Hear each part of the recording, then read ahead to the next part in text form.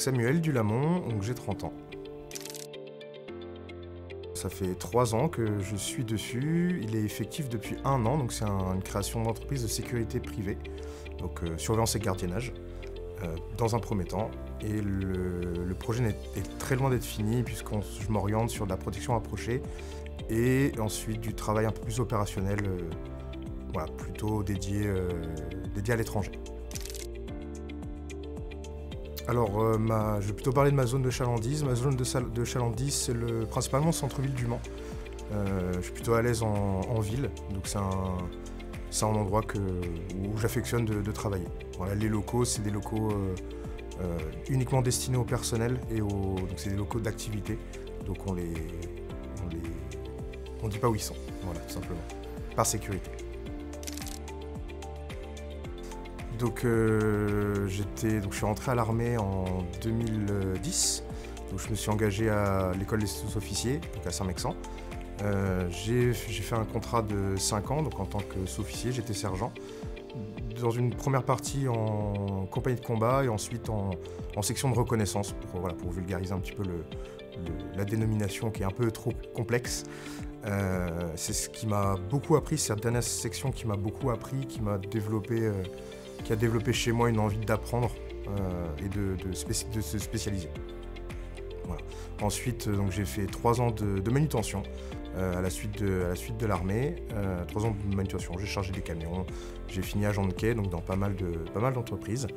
Et courant dans la dernière année, donc la 3e année, j'ai commencé vraiment à m'investir dans ma création d'entreprise. J'ai toujours été exécutant, toutes mes phases professionnelles, quand j'étais jeune ou même plus tard. J'ai toujours été exécutant et jusqu'à présent je m'y sentais bien, mais j'étais toujours frustré quand je voyais un système où il y avait des failles et qu'on pouvait les combler. Je quittais souvent des entreprises parce qu'il y avait des choses qu'on pouvait faire et qu'on ne le faisait pas. Et ça me frustrait énormément. Donc au bout d'un moment, à ne pas avoir de solution, je me suis dit que j'allais créer la mienne. Donc c'est un gilet de protection donc, qui est utilisé par mes agents, alors pas tous les jours hein, bien entendu, c'est en fonction de la situation. Donc c'est un gilet tactique dans lequel ont été insérées des plaques de protection balistique. Donc c'est du niveau 4 pour les connaisseurs, c'est du multi-hit, donc c'est du matériel de qualité. Le gilet c'est une marque qui est vraiment spécialisée dans ce domaine-là, donc j'ai pas pris du bas de gamme. Ce gilet, à part le fait de protéger l'agent, qui est quand même la partie principale, ça image bien comment nous on travaille, quels sont les objectifs aussi de la société. On parlait tout à l'heure de protection rapprochée.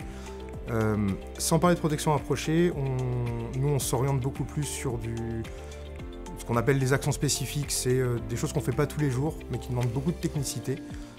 Qui demande un savoir-faire particulier, de l'entraînement, des compétences. Voilà, on a des cours, on a des instructions, on s'entraîne. C'est ce vers quoi on veut tendre. Donc quand on met le gilet, on est content de le faire parce que c'est des moments où on met en place des compétences qu'on a mis longtemps à apprendre.